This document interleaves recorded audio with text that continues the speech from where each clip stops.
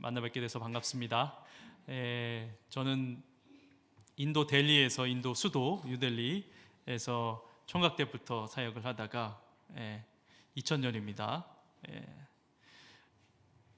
한국 들어와서 결혼하고 또 다시 이제 애 낳고 같이 들어가서 최근까지 있다가 2년 전부터 국내 저희 선교 단체 본부 사역과 단국대학교 여기 바로 옆에 있는 여기 유학생 사역을 같이 이렇게 김해에서 하고 있고 집이 죽전 1동입니다.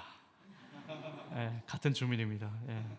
정확히 주소를 말씀드리면 자꾸 찾아오실까봐 말씀을 못 드리고 제가 PPT를 통해서 오늘은 설교지만 선교에 대한 강의를 듣는다 이렇게 생각하시고 편하게 얘기를 들으시고 마음으로만 부담을 느끼시면 되겠습니다.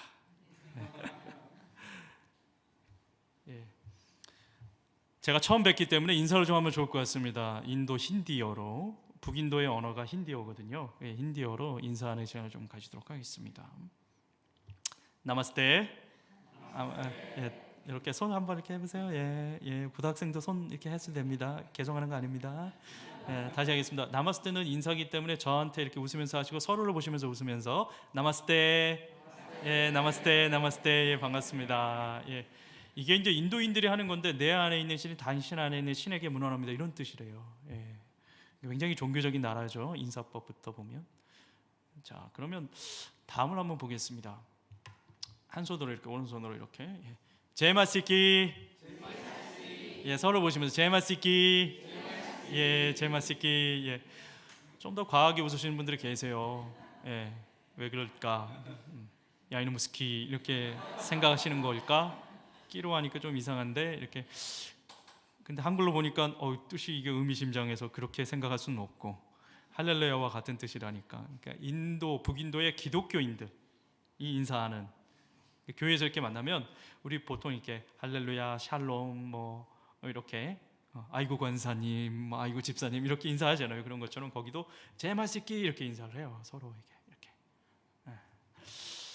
너무 잘하시니까 조금 업그레이드 해가지고.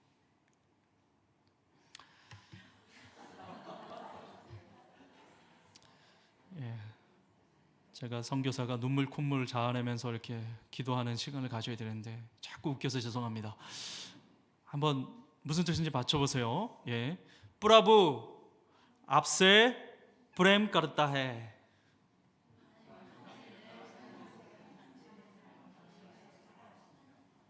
어떻게 하셨어요? 이 언어를 처음 배우셨을 텐데. 대단하십니다. 대단하십니다. 손짓 발짓 이 언어가 참 만국 공통어다 느껴지시죠? 하나님, 이게 천장은 이렇게 해석 안 하시죠? 하나님은 당신을 사랑하십니다. 이런 말. 이거 헌혈하십니다. 이렇게 해석 안 하잖아요. 그러니까 무슨 뜻인지 아실 거예요. 이게 무슨 뜻인지 아시니까 한번 따라해 보겠습니다. 브라부 앞세 프레임 까르타해. 브라부 앞세 프레임 까르타해. 서로를 축복해 보세요. 똑같이 시작. 브라부 앞세 프렘 까르타에. 하나님은 여러분들을 축복하십니다. 아멘. 하나님은 하나 드림교회 성도 여러분들을 사랑하십니다. 우리가 함께 살펴볼 말씀이 있는데요. 그 말씀은 에베소서 2장 10절입니다. 그걸 우리가 앞으로도 계속 이제 이어갈 텐데요. 제가 인도 저희 사역이 관련된 걸 조금 소개하고 이 사람 누군가 이게 좀 아시고 제가 무슨 말을 해야지 받아들이지 않을까 하는 생각이 좀 듭니다. 그래서 저는 주로 인도 수도 델리에서 대학생들과 중산층들을 대상으로 사역을 했습니다.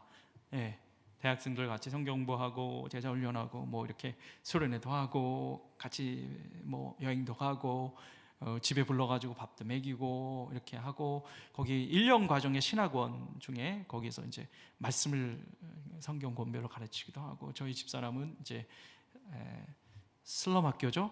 이게 빈민 학교 이런 데서 이제 아이들 이제 조그만 아이들 이제 영어도 가르치고 말씀 가르치고 이렇게 했고 인도에는 보니까 아프리카나 중앙아시아, 중동, 동남아시아에서 유학을 많이 오더라고요. 영어권이잖아요. 가깝고 싸고. 9.11 테러 이후에 미국이나 선진국에는 유학 가기가 점점 힘들어져서 인도로 많이 오더라고요. 그래서 여기서 공부하고 나서는 또 선진국으로 이렇게 다시 점프하고 이렇게. 그래서 아프리카 유학생들을 또 섬기면서 콩고 민주공화국 학생들이 주로 이렇게 저희들 집에서 화요일마다 와서 밥 해주고 같이 성경 공부하고 뭐 이런 일들을 해 왔었습니다. 예. 그런데 제가 2년 전부터 이 죽전이라는 곳에 평생 처음 이제 이사를 와서 살아봤는데 살기 좋더라고요, 여기. 예. 근데 여기에서 이제 저희 본부 사역을 하면서 단국대가 가까워서 단국대 국제학생회라고 ISF라고 거기를 통해서 같이 이제 제가 유학생 사역을 하기 시작했습니다. 그랬더니 이제 인도 학생보다는 주로 이제 중국 학생들이 많으니까 중국 학생들에게 한국어를 가르치면서 같이 사역을 하고 있고요. 지금도 중국 유학생들 만나고 내일은 에버랜드 갑니다. 예. 그렇게 유학생들을 만나고 있습니다. 선교사의 삶을 한국에 와서도 이어 쓰고 있습니다. 저는 총각 때 20대 때 대학을 졸업하고 바로 갔기 때문에 저는 이제 학부 때 역사 전공입니다. 혹자는 이 과목을 굉장히 싫어하실 수도 있는데 저는 그걸 전공한 사람입니다. 그래서 인도의 역사를 관심을 가지다가 선교사로 나가게 된 케이스라 인도에서도 계속 그 공부를 해서 인도에 있는 대학교에서 역사학의 박사학위를 받았습니다. 그래서 책도 그 중간에 한번 내기도 하고 인도 선교에 관련된 책을 다른 선교사님들하고 같이 공저로 내기도 하고 한 지역 교회의 선교의 역사를 이렇게 정리해서 그 교회의 선교 역사책을 발간하기도 하는 일들도 같이 해 왔습니다. 어제 짧게 저희 가족을 소개하는 내용인데요. 본격적으로 무슨 얘기를 하고 싶으냐 하면 여러분 자신에게 이제 스스로 한번 묻고 답하는 시간 가지시기 바랍니다. 예, 스스로에게 묻고 답하기. 여러분들 선교를 뭐라고 생각하십니까? 그리고 선교사를 누구라고 생각하십니까? 한번 생각해 보세요. 예. 자, 이제 내뱉기. 스스로에게 묻고 답했으니까 제가 이제 강의 형식으로 오늘은 하겠다라고 말씀을 드렸기 때문에 이렇게 오고 가는 게 있어야 되거든요. 말똥말똥 웃으시고 이렇게 보시면 안 돼요. 이렇게 아무 말씀이나 하셔도 이단적인 발언만 아니면 다 맞다고 말씀드릴게요. 예, 약속. 예.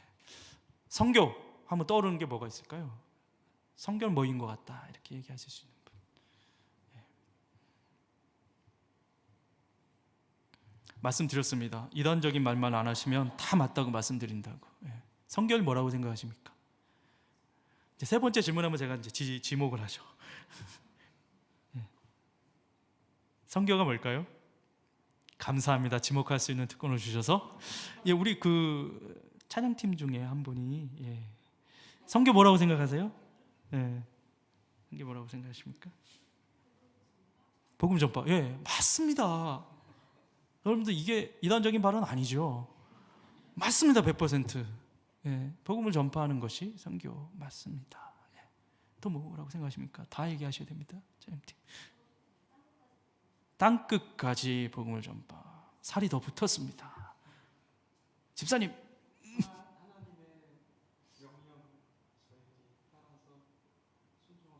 예, 하나님의 명령. 이 선교고 거기에 따라서 우리가 순종하는 거. 이게 선교다. 땅끝까지 복음을 전하는 것과 함께 하나님의 명령 그리고 그것을 순종하는 게 선교다. 좀 더 우리가 포괄적으로 이해할 수 있는 내용이죠. 자, 그러면 마침 기도해도 될 것 같습니다. 거의 답이 나온 것 같아가지고 땅끝까지 이게 뭔가 우리 선교하면 한국을 떠나야 될 것 같은 느낌이 있잖아요, 그죠? 다른 나라 사람들, 다른 문화의 사람들에게 복음을 전하는 그런데 그것이 하나님의 명령인데 명령에 순종하는 그런 삶이기 때문에 세 분이 말씀하신 게 다 맞는 말인데요.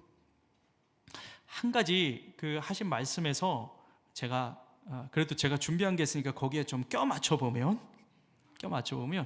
문화라는 단어, 다른 문화권의 지리적으로 문화적으로 그 경계를 넘어가는 복음 전파.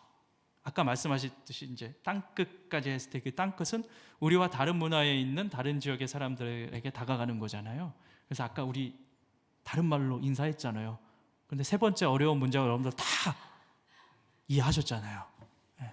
그런 것처럼 그렇게 하는 것이 이제 우리는 선교라고 알고 있습니다. 예, 맞습니다.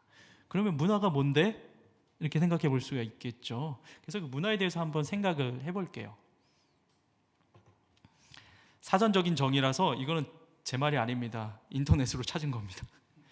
문화란 자연 상태에서 벗어나 삶을 풍요롭고 편리하고 아름답게 만들어가고자 사회 구성원에 의해 습득, 공유, 전달이 되는 행동 양식이다. 근데 여기서 저는 파란색을 한 게 사회 구성원, 그러니까 어느 정도의 바운더리 내에서 공동체적인 뭔가 지역 사회에서 소통이 가능한 그런 집단들 내에서 공유된 생활 양식인 거죠. 예. 이렇게 얘기하면 사전적인 정의는 어려울 수 있어요. 그거는 뭐 한마디로 얘기하면 뭐 먹고 자고 뭐 하는 그런 의식주나 언어나 풍습이나 종교, 학문, 예술, 제도, 이 모든 것들이 포함되는 거겠죠. 근데 문화의 원래 뜻은 성경적으로 보면 경작하다, 재배하다. 원래 컬처라는 단어가 컬티베이트, 경작하다 이런 뜻인데, 그게 성경에서 말하는 문화 명령 창세기 1장 26절에 있는 그 내용과 연동돼서 나온 뜻이라는 거예요. 근데 사실은 문화 명령은 하나님께서 창조하신 다음에 우리 인간에게 가장 최초로 주신 사명이죠. 그죠? 그래서 문화를 이해하는 것은 굉장히 중요해요. 그죠? 우리는 하나 드림 교회의 문화를 만들어가고 있습니다. 맞죠? 예.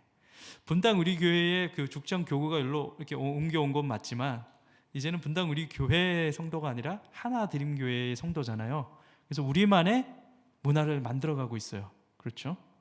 예. 맞습니다. 예. 그렇기 때문에 이 문화가 중요한 거죠. 다음으로 한번 넘어가 보면, 그런데 우리가 선교할 때는 타문화 선교 이런 얘기 많이 하잖아요. 타문화. 우리 문화 말고 다른 문화 사람들에게 다가간다 그래서 문화를 넘어선다 그래가지고 크로스 컬처라고 영어로는 얘기하거든요. 타문화를 그냥 other culture, 다른 문화 이렇게 번역을 안 하고 영어로는 크로스 컬처라는 말이 사용이 되는데, 제가 신학원에서 1년 과정에 그 신학원에서 가르치면서 이 학생들이 보면 얼굴이 생김새가 그리고 명암이 좀 달라요. 이렇게 사진을 보시면 이 친구들이 언어와 지역과 문화가 다른 인도의 각기 다른 지역에서 온 학생들이 모인 거예요. 자기 주 언어가 다른 거예요. 네. 물론 그나마 제일 뽀얀 사람이 저긴 하지만 그렇게 다른 사람도 있는데, 저희 가족인데요. 옆에 있는 사진은 저희 딸 하나 아들 둘인데, 세대 간의 이 차이가 정말 문화적인 차이구나라는 걸 요즘 느끼잖아요. 이렇게 소통이 안 되다니. 조선말을 쓰는데 알아들을 수가 없어. 10대와 20대를 50대 60대는 절대 이해가 안 되는 거예요. 네. 근데 10대끼리도 나이 뭐 세대 차이 느낀다고 할 정도의 그런 문화적인 격차가 우리한테는 있습니다. 예. 그래서 타 문화를 이해하는 것은 우리 가족을 이해하는 데도 크게 도움이 되긴 합니다. 예. 그래서 선교를 얘기하는데 선교란 무엇인가부터 출발해서 문화에 대한 얘기들을 기초적으로 우리가 좀 얘기를 하고, 저희 그 인도에 저희들이 경험했던 그 사례들을 함께 여러분들하고 좀 나누고 싶습니다. 다음으로 우리가 함께 살펴볼 부분들은 뭐냐면요, 유식한 단어 두 개입니다. 미시오 데이. 한번 따라해 보시겠습니까? 미시오 데이. 이게 이제 라틴어인데요. 제가 유식한 라틴어 이제 단어 두 개를 소개할 텐데, 저는 라틴어 전공자가 아니라 잘 모릅니다. 아는 라틴어가 몇 개 없는데 그 중에 거의 반을 여러분들에게 소개하는 겁니다. 이 미시오가 이 영어로 이렇게 써 있어요. 미션 오브 갓 해가지고 하나님의 선교. 그러니까 미시오는 미션이고 데이는 하나님 이런 뜻이에요. 그러니까 하나님의 선교. 근데 이런 뜻인데, 그러면 이게 이제 뭐냐 하면 선교를 하나님이 주체적으로 하시는 거예요. 하나님이 선교의 주체가 되신다는 말이거든요. 미시오 데이라는 말은 우리 교회가, 우리 성도 신자가 인간이 주체가 되는 게 아니라 우리가 하는 선교 활동도 사실은 하나님이 주체가 되시는 그 선교에 우리가 동참할 뿐이다 라는 것을 설명하는 단어래요. 선교학적인 용어로. 그래서 미시오 데이가 있는데, 그걸 좀 풀어서 설명을 하면 이렇습니다. 하나님은 자신의 교회를 위해서 선교를 두신 것이 아니라 자신의 선교를 위해서 선교를 교회를 두셨다. 예. 다시 한번 말씀을 드릴게요. 그대로 읽어볼게요. 하나님은 자신의 교회를 위해서 선교를 두신 것이 아니라 자신의 선교를 위해서 교회를 두셨다. 자, 교회가 생겨서 교회가 뭔가를 해야 되니까 일거리를 주시려고 선교를 만드신 게 아니라 하나님이 선교하시는데 필요해서 교회가 세워졌다는 거예요. 교회의 목적은 하나님의 선교에 수종되는 것이죠. 그죠? 하나님의 선교에 동참하지 않으면 교회의 목적이 아닌 거죠. 그러면 아주 좋은 선한 사람들의 동호회나 그런 게 될 수 있겠죠. 굳이 교회라는 간판을 붙일 필요는 없습니다. 하나드림 동호회, 하나드림 죽전 동호회 이렇게 해도 되거든요. 그러면 다양한 일을 많이 할 수 있거든요. 축구 클럽 만들 수 있고 마라톤 클럽 만들 수 있고 뭐 여러 가지 클럽 만들 수 있어요. 퀼트 클럽 만들 수 있고 뭐 봉사 클럽 만들 수 있어요. 동호회 하면 다 할 수 있거든요. 거기에서도 보람이 있고요, 만족감이 있어요. 그런데 교회로 모였을 때는 동호회를 뛰어넘는 거죠. 교회의 목적은 하나님의 선교에 동참하는 목적이 있기 때문이죠. 그래서 교회를 위해서 선교를 두신 것이 아니라 하나님의 선교를 위해서 교회를 두셨다라는 말을 할 수 있는 것입니다. 근데요, 이제 두 번째 라틴어인데요, 이마고 데이. 한번 따라하시겠습니다. 시작. 이마고 데이. 예, 이마고 데이. 이건 뭐야? 미시오 데이까지 이제 한 개 배웠으면 됐지. 두 번째 이건 뭐야? 데이는 이제 알았어요. 하나님. 근데 하나님의 뭐시기 이런데 이마고가 이게 이미지, 영어로 이미지예요. 그 말은 뭐냐면 하나님의 형상. 하나님의 형상. 그러니까 하나님의 형상으로 창조된 우리.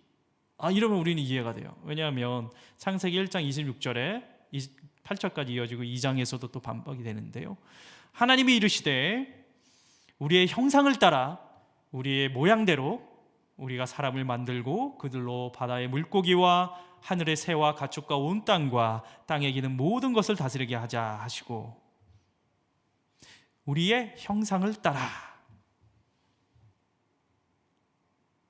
하나님의 성품을 반영하는 피조물은 이제 인간인 거죠.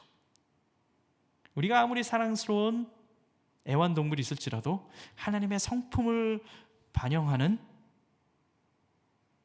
피조물은 인간인 겁니다. 그죠? 그 하나님의 성품을 반영하는 그 인간인 우리는 하나님이 하시는 일에 동참할 수밖에 없는 존재로 창조되었다는 것이죠. 이게 무슨 말인지 이해가 되시죠? 왜냐하면 하나님의 형상을 반영을 해야 되니까, 하나님의 성품을 반영해야 되니까. 근데 하나님이 선교의 주체시면 우리는 자연스럽게 따라가는 존재라는 거죠. 하나님의 선교에 동참하는 존재. 그런데 예수님을 믿지 않는 어떤 사람일지라도, 문화가 다른 나라의 어떤 사람일지라도 예수님을 핍박하고 예수 믿는 사람과 교회를 핍박하는 사람일지라도 하나님이 지으신 인간이면 하나님의 형상으로 지음받았기 때문에 그 사람들도 동일하게 그리스도의 형상으로 지음받은 자로서의 존중받을 권한이 있다는 거죠. 그죠? 단지 모를 뿐이죠. 그래서 우리는 전한다는 겁니다. 자, 이제 우리 두 가지 라틴어를 배웠습니다. 미시오 데이와 이마고 데이. 그렇죠? 자, 미시오 데이 따라해 보시겠습니다. 자, 이마고 데이. 예, 미시오 데이와 이마고 데이 알았어요. 하나님의 선교, 하나님의 형상. 자, 그러면 그걸 한번 꽤 맞추면서 선교가 무엇인가를 한번 또 생각해 볼 필요가 있는데요. 좀 더 구체적으로 제가 설명을 좀 곁들이면요, 창조 세계 전체를 위한 웅대한 목적 아래서 행하시는 하나님의 모든 일과 그 목적에 따라 행하도록 하나님이 우리에게 명령하시는 모든 일이 선교라는 것이죠. 그죠? 자, 하나님께서는 자신의 뜻에 맞춰서 뭔가를 하시잖아요. 이 피조 세계에서 자신이 주체가 되셔서 하시는 거잖아요. 그게 하나님의 선교인데, 우리는 하나님의 성품을 반영하기 때문에 그 선교에 동참하게 되면 하나님이 하시는 그 모든 일이 선교고, 그 일에 동참하는 우리는 그 모든 일에 선교하는 사람인 것이죠. 그런데 우리 찬양팀 남자 집사님이 하나님의 명령 순종하는 것 이렇게 말씀을 하셨어요. 사실 여기 있는 내용과 이렇게 연결이 되는 말씀인 거죠. 예. 이렇게 정답을 맞추실 거면 제가 선물을 좀 준비했어야 되는데 아무것도 준비 못해서 죄송합니다. 그래서 제가 계속 이어서 말씀을 드리는데, 선교는 하나님의 마음으로부터 생겨나서 그분의 마음에서 우리의 마음으로 전달되는 것이다. 선교는 세계적인 하나님의 세계적인 백성이 세계적으로 활동하는 것이다. 저는 이 문장을 읽으면 가슴이 뜁니다. 아, 그렇지. 하나님께서 나를 만나 주셔서 나를 예수님을 통해서 변화시켜 주셨는데, 그래서 하나님의 마음을 내가 알게 돼서 그게 나한테 전달이 된 거예요.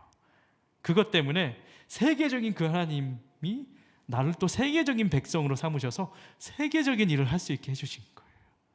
우리가 죽전 1동과 1대 분당이나 기흥에 산다고 해서 지역 일만 하는 게 아니라 로컬, 지역 일을 할지라도 우리의 존재는 세계적인 하나님의 세계적인 백성으로서 세계적인 일을 하는 존재라는 것이죠. 그렇게 우리를 불러주셨다는 겁니다. 그런데 여러분, 선교는 왜 할까? 이렇게 생각을 한번 해볼까요? 선교를 왜 할까?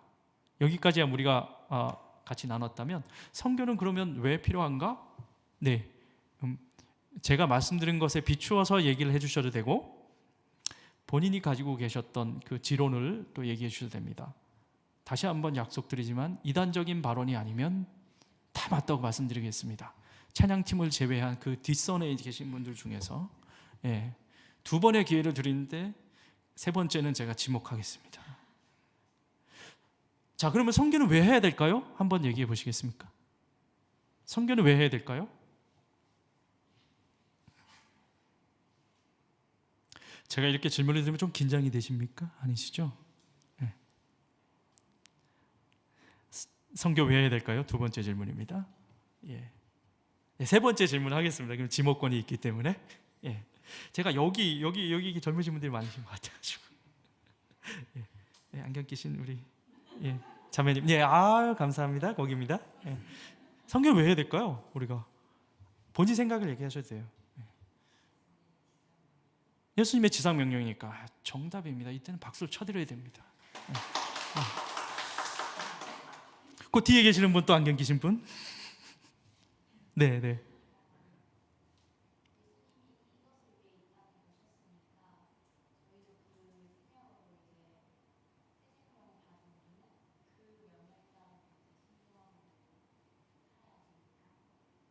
예, 맞습니다. 예수님이 이걸 위해서 오셨고 그분의 새 생명 얻은 사람이 또 순종하는 삶을 사는 것은 당연한 것이죠. 이분께는 박수 안 치면 안 되겠죠. 네. 두 분만 말씀드릴게요. 저한테 주어진 시간이 정해져 있기 때문에. 선교는 왜 해야 되는가? 결국은 하나님이 우리를 선교하는 존재로 목적을 가지고 부르셨기 때문에, 그렇게 태어나게 하셨기 때문에 우리는 선교를 할 수밖에 없는 존재인 거예요. 존재 자체가. 그죠? 그런데 우리는 70억이 넘는 사람들 중에서 하나님 자녀로 부름을 받아서 예수님을 구주로 믿는 특권을 얻게 됐죠. 그렇기 때문에 우리의 부르심은 또 특별할 수가 있습니다. 그래서 선교는 왜 필요할까를 우리 이런 측면에서 한번 생각해 볼 수가 있는데요. 미국의 존 파이퍼 목사님이라는 분이 계십니다. 그분이 열방을 향해 가라 이런 책을 내셨는데, 원래 원서에는 열방이 기뻐하게 하라 이런 뜻입니다. 그 책에 이런 표현이 있습니다. 선교는 왜 존재하는가? 예배가 존재하지 않기 때문에 존재한다. 영혼 구원이 선교의 목적이 아니다. 영혼 구원하여 그 사람이 예배하게 하는 것이 선교의 목적이다. 좀 더 깊이 들어간 거죠.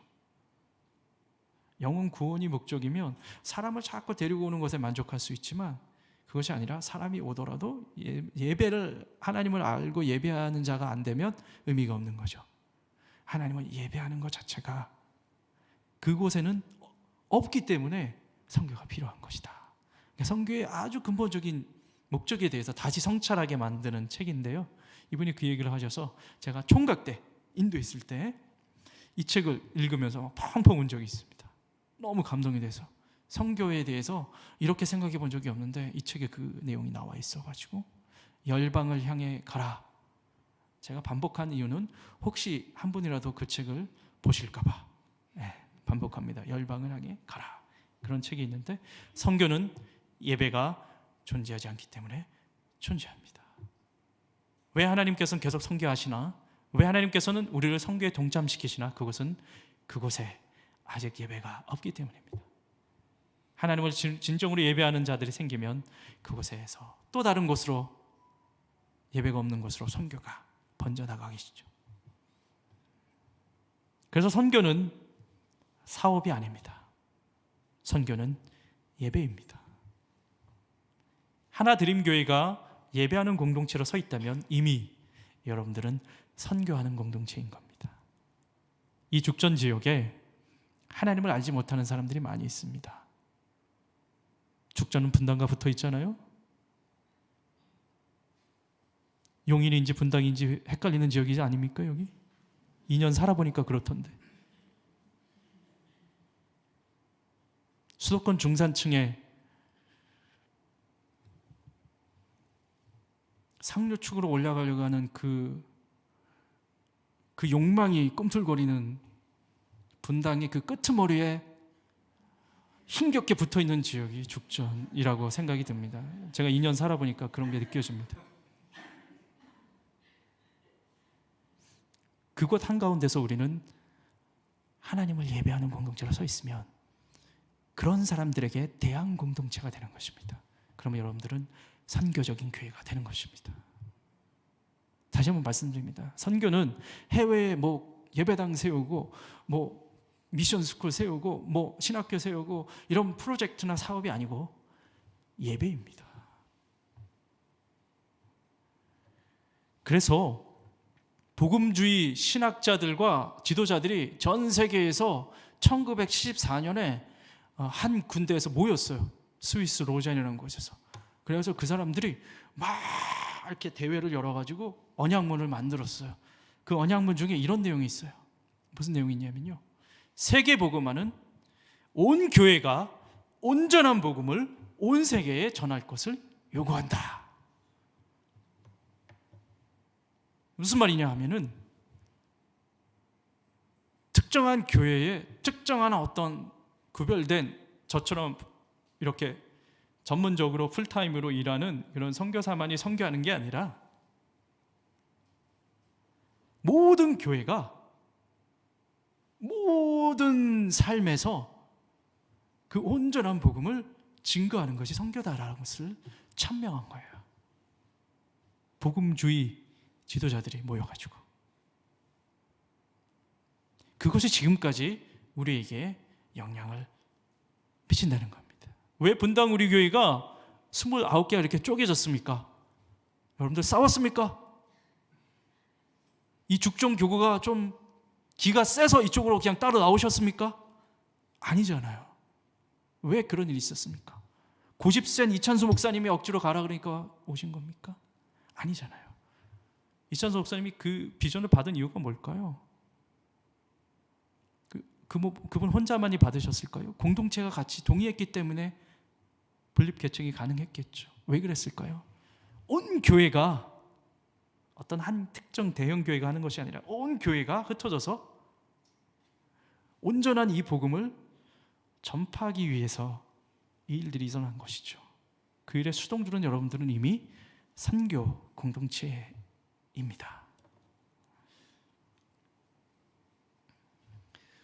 우리는 그가 만드신 바라 그리스도 예수 안에서 선한 일을 위하여 지으심을 받은 자니 이 일은 하나님이 전에 예비하사 우리로 그 가운데서 행하게 하려 하심이니라. 우리에게 선한 일을 위해서 불러주시고 우리가 그것 때문에 지으심을 받았다.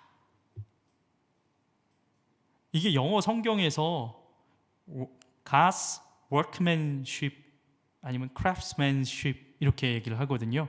제 영어 발음이 약간 인도식입니다. 이해해 주시기 바랍니다. God's workmanship, God's craftsmanship. 달리 말하면 스튜어드십, 청지기, 사명. 우리가 부르심에 합당한 삶을 사는 그 선한 일이 뭐냐? 결국 하나님의 선교에 동참하는 것이다. 이것은 저처럼 인도에 가야지만 행해지는 것이 아니라 이곳에서 우리의 삶에서 행해지는 것이라는 겁니다. 이 프로 보신 적 있으세요? 보신 적 있으시죠? 예. 이거 한 번도 본 적이 없다. 한 번도 본 적이 없다. 손 들어보시겠습니까? 저도 봤는데요. 한국에 유학을 오거나 어떤 식으로 이렇게 와서 정착해 있는 한국어를 잘하는 외국인이 자기 나라의 친구들을 초청해가지고 여행을 하는 프로그램이죠. 어서 와, 한국은 처음이지. 예.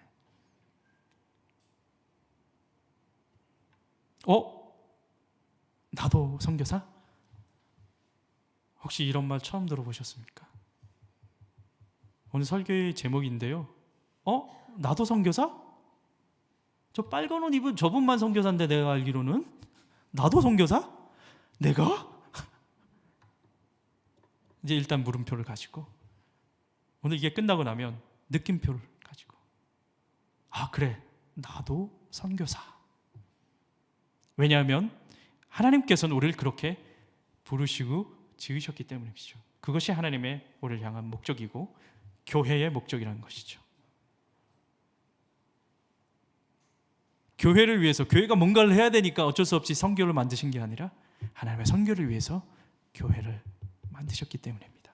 우리 각자는 다 하나님의 교회의 일원이기 때문에 우리가 다 선교사인 것이죠. 그래서 저는 이런 말씀을 드릴 수가 있는 거예요. 네. 죄송합니다. 우리의 삶이 선교입니다. 여러분의 삶이 선교입니다. 여러분들의 일상이 선교입니다. 여러분들이 작은 예수로 빛과 소금의 역할들을 감당해내실 때 그것이 선교가 되는 것입니다. 직장이나 학교나 가정이나 이 지역에서 나를 만나는 사람이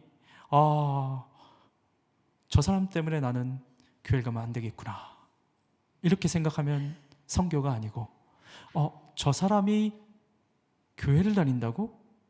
그곳 궁금해진다, 나도 한번 가보고 싶다, 이게 생기면 나는 이미 선교사의 삶을 충실하게 살고 있는 것이죠. 그런 사람이 해외로 나가야 된다는 겁니다. 무슨 말씀인지 이해가 되시죠? 예. 그래서 제가 이 말씀을 또 나누고 싶어요. 마태복음 5장, 6장, 7장은 세 장이지만 예수님의 산상설교, 산상수훈이죠. 주옥 같은 예수님의 그 설교, 그 가르침이 담겨 있고 그것에 하나님의 나라와 제자도에 대한 가르침들이 남아 있는데 5장 16절에 이 구절이 있습니다. 이같이 너희 빛이 사람 앞에 비치게 하여 그들로 너희 착한 행실을 보고 하늘에 계신 너희 아버지께 영광을 돌리게 하라. 이게 뭐냐면 5장 13절부터 16절까지 너희는 세상의 소금이라, 너희는 세상의 빛이라 이렇게 선포하신 내용의 그 단락의 마지막 절입니다. 거기에서 이 빛에 대한 얘기를 하면서 예수님께서 제자들에게 이렇게 얘기하시는 겁니다. 너희들이 그 세상에 빛을 비추는 이 착한 행실을 통해서 세상 사람들이 그걸 보고 하늘에 계신 하나님 아버지께 영광을 돌리게 될 것이다. 하나님께 영광을 돌리다 두 자로 뭐라 그러죠? 예배. 나의 착한 행실을 보고 하나님을 예배하는 거예요. 그러니까 나의 이 착한 행실은 뭡니까? 결국 전도가 돼버리는 거예요. 그죠? 내가 사형리 들고 여기서부터 여기까지 막 전도 폭발 훈련 그 내용 가지고 이렇게 전도를 안 했는데도 불구하고 이 사람은 나의 선한 행실을 보고 내 안에 있는 하나님을 발견해서 하나님께 영광을 돌리게 된다. 그것이 예수님이 제자들에게 가르쳐 주신 삶의 방법인 거죠. 예수님이 우리에게 직접 가르쳐 주신 말씀이라면 우리 또한 그대로 살아야겠죠. 그래서 우리의 삶이 선교입니다. 우리의 삶이 선교입니다.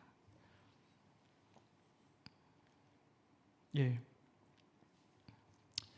한 시골 마을 샤돌이라는 곳이 있습니다. 그곳에 몬띠라는 형제가 있고 이 형제의 가족이 다 예수님을 믿게 되고 다 1세대입니다. 인도에는 이게 계급 제도가 있습니다. 브라만, 크샤트리아, 바이사, 수드라, 언터처블, 불가족, 천명 이렇게 했는데 두 번째 계급인 크샤트리아 계급에 속하는 이 가정인데, 이 형제가 10대 후반에 친구 따라 강남 간다고 그 삼총사 친구가 있는데 한 형제가 예수를 믿게 돼서 다른 두 친구들을 이렇게 전도해 가지고 델리에 와가지고 예수님 믿고 세례도 받고 이렇게 다시 돌아가서 진정 예수님을 믿게 됐어요. 그리고 집안에서 자기만 왕따 당하고 무시당하고 차별받고 막 그랬는데도 불구하고 그 신앙 안에서 묵묵하게 자신의 착한 행실과 선한 일을 통해서 결국 온 가족이 예수님을 믿게 되었습니다. 자기 동생들이 예수님을 믿게 되고 어머니가 믿게 되고, 항상 집안의 문제는 아빠죠.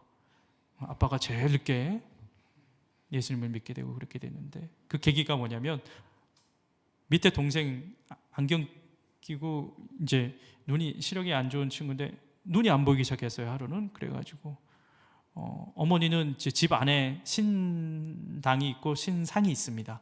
매일 정원수 떠놓고 기도합니다. 아들이 눈 뜨게 해달라고, 그 신한테, 힌두 신한테. 근데 이 아들은 묵묵하게 예수님의 이름으로 기도를 한 거예요, 동생을 위해서.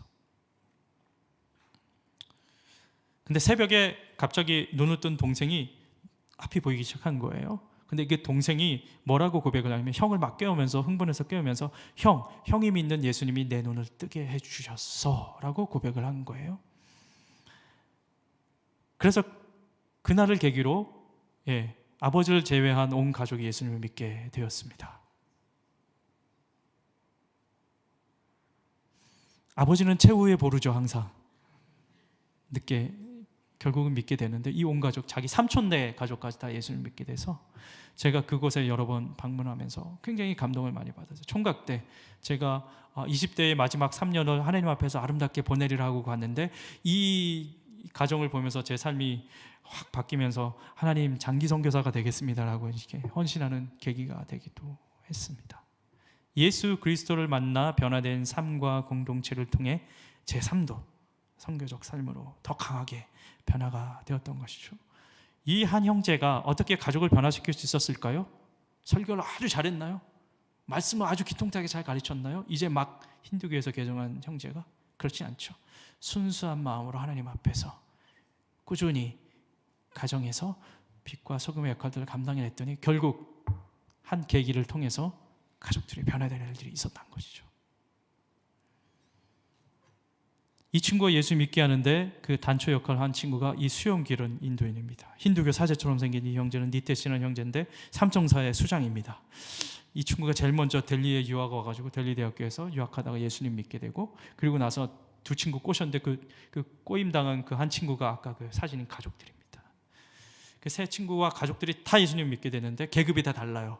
이 친구는 브라만, 제일 높은 계급이에요. 크샤트리아. 그 다음에 다른 상인이 없는 친구는 수드라라는 밑에 계급인데, 그거 상관없이 다 똑같이 그곳에서 사역자로 있게 되는데, 이 친구들은, 이 형제는 집안으로부터 핍박을 받습니다. 사제 계급인 이 브라만 계급에서 예수님을 믿기 때문에 굉장히 힘들었어요. 힘들었는데 집을 떠나서 오래 있다가 결국은 집에 나중에 이제 들어갔는데 한 몇 년 지났던 것 같아요. 한 2년, 3년 이렇게. 아버지는 이 기독교라는 이 이상한 사교에 빠져갖고 우리 아들 잃어버렸다 이렇게 생각을 했는데, 그러니까 아버지는 굉장히 엄하게 대할 수밖에 없죠. 그래서 가택연금 상태에 있었어요. 집 밖을 못 나가는. 매일 울면서 기도하죠. 그런데 이 친구가 다시 한번 돌이키면서 자신이 집에 있으면 힘드니까 떠났는데 이제는 나가지 못하니까 아버지를 위해서, 가족들을 위해서 계속 기도해야겠다 하고 그곳에서 계속 기도하면서 그냥 지냈어요. 그랬더니 어떤 계기를 통해서 아버지가 예수님을 믿게 되고 가족이 변화되게 돼요. 저도 그 가족에게, 아버지가 핍박하던 시기에도 그 마을을 방문했었고, 아버지가 예수님 믿고 난 이후에도 방문했었는데, 핍박하던 시기에는 그 집을 갈 수조차 없었고, 아버님이 예수님 믿고 나서는 그 집에서 초대를 받아서 제가 당당하게 그 집을 간 적이 있었습니다. 근데 그것이 가능했던 것은 이 형제가 빛과 소금의 역할들을 감당해냈기 때문이죠. 그 전에 멀리 떠나서 있었던 것은 빛과 소금의 역할이 아니었던 거예요, 가족들한테는. 근데 오히려 같은 연금 상태에서 가족들과 같이 있으면서 빛과 소금으로 이렇게 보여주는 일들이 있으니까 실제 영과 영은 통하거든요. 살아계신 하나님 성령님께서는 역사하시거든요. 그러니까 아버지가 예수님을 믿게 되는 계기가 된 것이죠. 때로는 이런 일들이 있을 수 있습니다. 베드로전서 2장 12절처럼 이방인 중에서 행실을 선하게 가진다고 가지고 우리가 선한 행실을 계속 하는데 계속 우리를 악행한다고 비방하는 사람들이 있을 수 있습니다. 지난 10년, 20년 동안 한국 사회에서 교회와 기독교는 굉장히 많은 비판과 비난의 대상이 되었습니다. 물론 우리가 잘못한 것이 있습니다. 우리가 반성하고 회개해야 될 측면이 있지만 참 억울한 것도 있습니다. 그죠? 그런데 우리가 생각해야 될 것은 뭐냐면 세상 사람들이 우리를 비난하고 비판할지라도 우리를 악행한다고 모함할지라도 우리의 삶 속에서 선한 일, 우리에게 맡기신 그 일을 묵묵히 감당해내고 있다면 언젠가는 그들 또한 하나님께 영광을 돌리게 된다는 것을 베드로 사도가 초대교회 교인들에게 이 편지를 통해서 위로하고 있는 것입니다. 이 위로는 2000년을 뛰어넘어 지금 현재 하나드림교회에게도 충분히 띄워지는 그런 유효한 말씀인 것 같습니다. 여러분, 21세기 한국 사회에서 살아남는 것이 쉽지 않습니다. 제대로 된 신앙인으로서 살아가는 것이 쉽지가 않은 시대를 살아가고 있습니다. 우리 자녀들을 어떻게 교육시켜야 될지도 참으로 두려운 시대를 살아가고 있습니다. 그 가운데서도 여러분들이 지켜야 할 것이 있다면 우리에게 맡겨주신 선한 일을 묵묵히 해내는 것입니다. 그것은 하나님의 선교에 우리가 동참하는 것입니다. 그래서 우리가 결론적으로 이런 말씀을 함께 정리할 수 있는 것 같습니다. 하나님의 뜻과 목적에 따라서 행하는 모든 것이 선교라는 것이죠. 그래서 여러분들은 모두가 선교사라는 것이고, 하나님의 선교란 다른 것이 아니라 그분이 선교의 주체가 되신다는 말이고, 또 모든 교회와 성도는 그 사역에 참여하는 선교사로 부름받았다는 말입니다. 또한 선교가 존재하는 이유는 그곳에 예배가 존재하지 않기 때문입니다. 또한 선교는 예수님을 만나 변화된 개인과 공동체의 삶을 통해서 드러납니다. 또한 선교는 기꺼이 지리와 문화의 경계를 넘어가는 수고와 값없이 받은 복음을 값없이 주는 사랑의 섬김을 통해서 가시화됩니다. 여러분들이 분당에 있는 대형 교회에서 참 편하게 신앙생활을 할 수 있었지만 이렇게 분립해서 개척하면서 이곳에서 작은 교회로 시작하는 이유는 복음의 가치를 알기 때문입니다. 하나님의 선교에 동참하는 그 기쁨을 알기 때문입니다. 그 기쁨을 잃지 마시기 바랍니다. 넘치게 그 기쁨을 누리시기 바랍니다. 그래서 하나님의 선교에 동참하는 여러분들이 주위의 사람들에게 그것을 흘려보내서 결국은 여러분들의 모습을 보고 하나님께 영광을 돌리는 일들이 일어나기를 간절히 소망합니다.